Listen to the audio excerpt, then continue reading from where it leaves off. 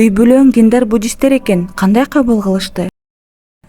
Мусулман болдум десем, сен эмне кылып койдуң, ишенбей турабыз дешти. Аттиң, дагы да эртерээк, дагы да жаш кезимде билсем, ишенсем, тапсам гана. Телефон менен сүйлөшүп жатканда азандын үнү угулса, бүтсүн, кайрадан байланышарсың деп өчүрүп коет. Мен эми эч кимге таандык эмесмин, бир гана ага таандыкмын. Биринчи жолу туура жолду таптым. Намазымды аябай узун убакыт окуган элем. Жаңылыктарда террористтер деп чыккан кезде булардын баары мусулмандар деп чыгат болчу. Калиманы айтууга даярсыңбы деди. Мен да ооба, даярмын деп жооп бердим. Эшхеду эн ла илаха иллаллах ва эшхеду энне Мухаммадан абдуху ва расулух. Кош келдиң, Алиф. Эски атың Ихтия экен. Бизге кыскача өзүң тууралуу айтып бере аласыңбы? Албетте. Ассаламу алейкум, менин эски атым Ихтия. Монголиянын Улангом шаарында төрөлгөм. Ал жакта 1 жылдык укук коргоочулук боюнча окудум. Бул окуу мага жакпагандыктан башка окуу издеп баштадым. Издеп отуруп Кыргызстандагы Манас Түрк университетин таптым. 18 жашымда ал жака жалгыз, эч кандай тил билбей туруп кеткен элем. 3 айдын ичинде түркчө үйрөнө алдым. 10 ай мурун мусулман болдум. Жолдошум да улуту түрк. Азыркы учурда Кыргызстанда окуп жашап жатабыз. Буддисттер негизинен эмнеге ишенет? Сен аткарылуучу ибадаттарды аткарчу белең? Ооба, аткарат элем. Буддисттер көптөгөн кудайларга ишенишет. Сооп иштерди жасагандар өлгөндөн кийин кайра кудайга айланып төрөлөрүнө ишенишет. Буддизмдегилер эмнеге карап түз жүрүшөт? Же жалпы мыйзамдын жоктугу эч кандай көйгөй жаратпайбы? Адамдар эмнени туура деп сезишсе, ошого карап жашай беришет. Расмий никеде болушпаса да, үйдө чогуу жашап балалуу болушат. Качан гана чоңураак үй бүлө болушканда нике кыйдырышат. Мисалы, чогуу жашап, кимдин ким экенин билип, жакшы тааныгандан кийин гана түгөй кылып тандайт. Кааласа турмуш курат, каалаган учурда ажырашып кетет. Бирок мусулман болгондон кийин Түркияга келген кезимде үй бүлө куруу тартиби сонун экенин көрдүм. Аябай жакты, себеби адамдар бири-бирин сыйлашат, кадырлуу экенин сездирип турушат. Мисалы, нике кыйылмайынча бири-бирине жакында болсу, чогуу жалгыз жүрбөшү керек, анткени арам. Ал эми Монголияда адал арам деген нерсе жок. Өз атаң менен 14 жашыңда жолугуп турсуң. Кандай сезим болду ошол учурда? 14 жашымда чоң атам айтты. Тагыраагы өзүм сурадым. Менин атымдын жанында эмне жазылып турат? Эмнеге дайым атымдын жанына жазылат дедим. Ал сенин атаң. Менин атам? Ар бир адамдын сөзсүз атасы болорун ошол кезде билдим. Өгөй атам бар болгон үчүн эркин жолуга албадым. Бир гана жолу жалган айтып чыктым. Атама жолуккан кезде көпкө чейин кучакташтык. Атам мага карап, аябай мага окшош болупсуң деди. Монголстанда окуп жүргөн кезиңде моделдик жарышта жеңип чыгыпсың, эмнеге уланткан жоксуң? Сулуу көрүнөйүн, адамдар сулуулугумду көрсүн деп катышкан элем. Жашаган шаарда утуп чыктым. Кийин бир жума мейманканада болдук. Жарышка даярданып, ал жакта да жеңдим. Баары мактап, баары жакшы сөздөрүн айтып башташты. Мен дагы уланткым келди. Себеби баары мени жакшы көрө башташкан эле. Өтө жакшы мамиле кылышчу. Бирок ал жердегилер уруксат бербей коюшту. Ошентип алар менен урушуп кеттим.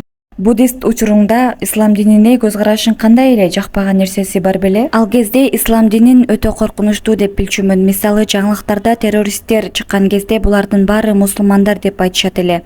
Исламда ит менен аялды бирдей көрүшөт. Кыз төрөлсө аны дароо өлтүрүп, тирүүлөй көмүп салышат деп угат элек.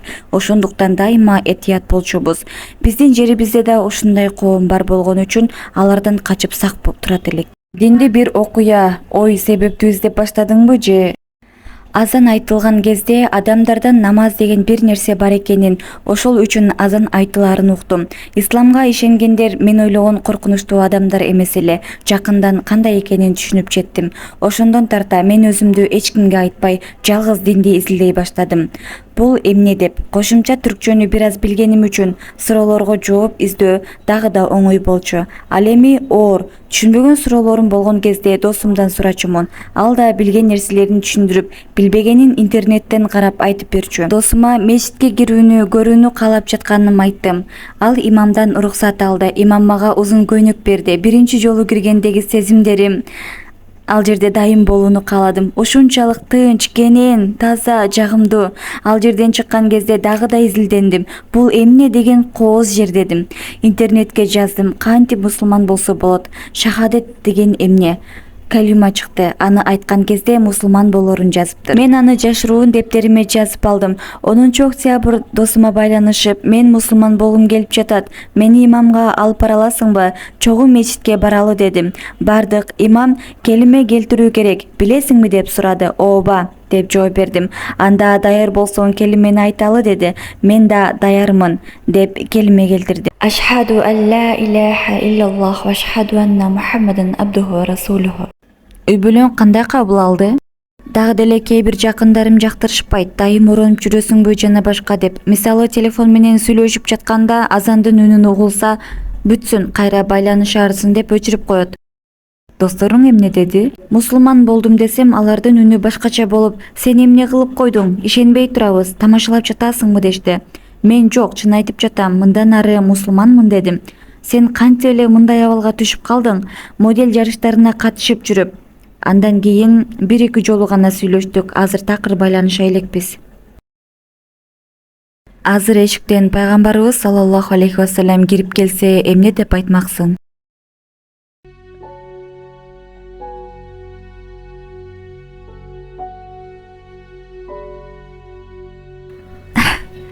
Эмне деримди билбейм. Эмне айтмак элем билбейм. Аябай көп. Ишене албашым мүмкүн. Чын эле келсе, аны көрсөм, менимче эч ким ишене албайт. Бул түшпү деп. Балким кечирим сурамакмын. Ушул жашымда тааныганым үчүн, бул диндин кооздугун кеч билгеним үчүн кана эми эртерээк билгенимде, жаш кезимде үйрөнсөм гана, ишенсем гана, тапсам гана демекмин. Дагы да көп адамдарга айтып бермекмин. Алгачкы намазыңда кандай сезимдер болгон эле? Эң биринчи пешин намазын окуп баштаганмын. Баарын 2 баракка жазып чыгып окуп баштадым. Кудум бардык адамдардан, бул дүйнөдөн узактарда эң туура жерге келгендей элем.